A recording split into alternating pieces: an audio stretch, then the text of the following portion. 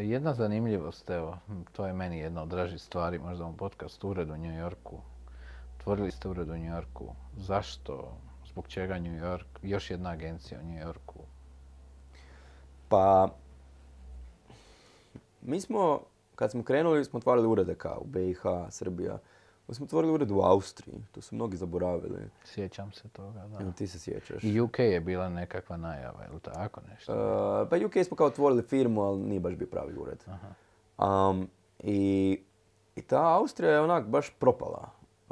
I mi smo potrošili negdje 10.000 eura. Šta? Nije malo danas, a tad, pogotovo kad smo bili manje, bili jako puno novaca. Dakle, onako baš smo failali žestoko. Zašto? Što je bila, ako možeš ukratko, što se dogodilo? Pa mislim da 3 stvari. Mislim da osobu koju smo našli da nije bila dovoljno dobra. Drugo, mislim da mi nismo imali dovoljno dobru strategiju, jer ti kad dolaziš na neko novo tržište, ako si isti kao svi ostali, onak teško se distancirati. A treće, mislim da čak bio mali mentalitet, jer su oni tam nas gledali kao Hrvate, kao nekakvu nižu možda neku skupinu, tipa u Americi to nemamo.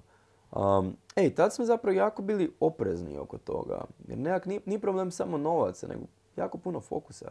Ja sam bio u Beču jedno vrijeme, valjda svaki drugi tjedan. Dakle, jako puno vremena potrošilo se. I tad smo nekako puno više se zasnivali kao ajmo mi odavde raditi. I onda zapravo nekako smo počeli razvijati ta partnerstva kao model. I počeli smo pričati s jednom osobom koja je imala agenciju u New Yorku. Imala se negdje 15 ljudi tamo, ali ona to imala s mužem. I oni su se rastali. I ona je to prepustila mužu. I sad zapravo ona opet nešto htjela. Ali nije lako napraviti novu agenciju. I ona zapravo, ona sama je nekako to nama pristupila kao stars are aligned, kao ja želim nešto, imam super network, ali ne mogu krenuti sama, a s druge strane vi imate super resurse, najbolji ste poslodavci, imate jako puno ljudi, kao ajmo se mi nekako družiti. Tako da zapravo je to slučajno nastalo, da to tako kažem, na njen nagovor. I onda je zapravo ona našla još jednog, on se zove Mike, tako da njih dvoje sad tamo. I nekako smo krenuli, mislim, to je full novo, 3 mjeseca smo stari. Neke projekte već imamo, ali zapravo imamo jako dobar pipeline. Ali iskreno i mi još se učimo tamo. Jer mi imamo toliko puno tih usluga i onak nisu sve atraktivne. Neke su puno atraktivne, neke su puno manje atraktivne. S druge strane problem, koliko god Sveni se zove, ona ima onak hrpu iskustva, ne znam, više nego ja ima iskustva. Ali ona je onak generalist. I sad zapravo ona ne zna ni blizu o performansu kao što mi znamo. Ona tam priča s nekim klijentom, ali ne bi ona dovoljno dobro još uvijek prepoznat šta je njemu stvarno problem, koje je rješenje najbolje. Tako da mi moramo jako puno i sa njima raditi i zapravo njih fokusirati, usmjeravati. I zapravo se mi tamo ni ne trudimo sve te usluge zapravo nuditi, nego onak kao samo neke. Tako da jako se zapravo, mislim, još uvijek učimo, ali pipeline je velik. Evo, baš smo imali prošli tjedan call i onak imamo negdje 30-40 nekakvih potencijalnih koji su zainteresirani i zapravo čak teško to handlat. Tako da, mislim da će biti super priča i zapravo sad već imamo neki potencijal na Floridi i tako da gledamo, mislim, kao ideja tog New Yorka da to bude nekako baza, pa kao da tam se širimo. Oni žele u Meksiku kao da napravimo neki hub, ali mislim da to još sve prerano. Tako da, eto, to je otprilike nekakva priča. Pa ćemo vidjeti.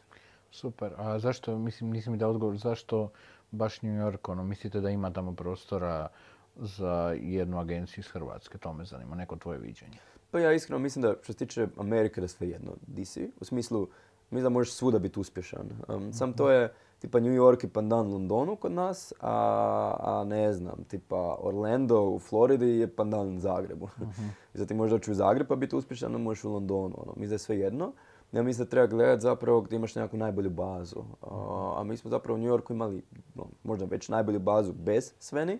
A s druge strane Sveni je u New Yorku. I zato nekak nama imalo smisla tamo. Nama se to sviđa, ali New York na neki način centar Amerike. I kak ti kažu Amerikanci, New Yorkčani, oni nemaju potrebe toliko putovati, ali svi njima dolaze. A kad si ti u nekom malom gradu, onda stalno moraš putovati. Tako da mislim da je to dobar neki kao centar. Mislim da New York zapravo ima najveći neki pricing, tako da mi ne želimo da nas klijenti uzimaju zbog cijene, ali ipak i to je neki parametar, tako da kao i veći nekakav benefit.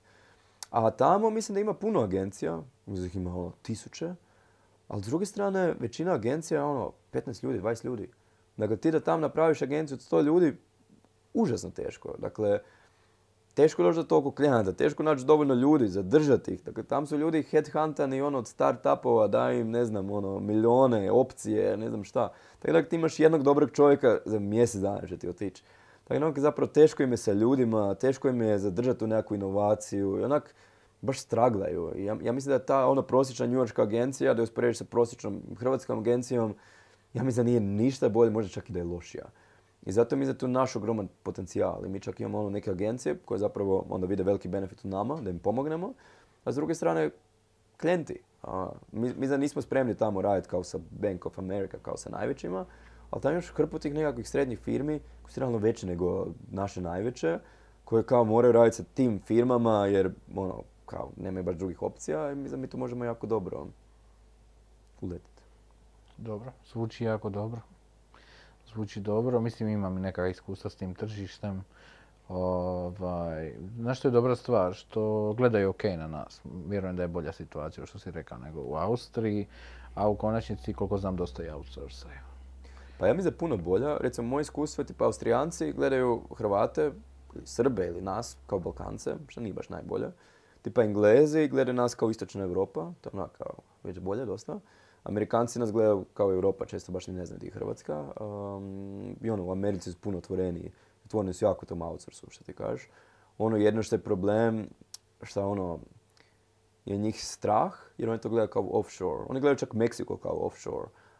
Sve što nije Amerika njima offshore. I njih je jako strah kad oni tebi daju projekt, kad se nešto zakomplicira, što će se desiti, da će ti nestati.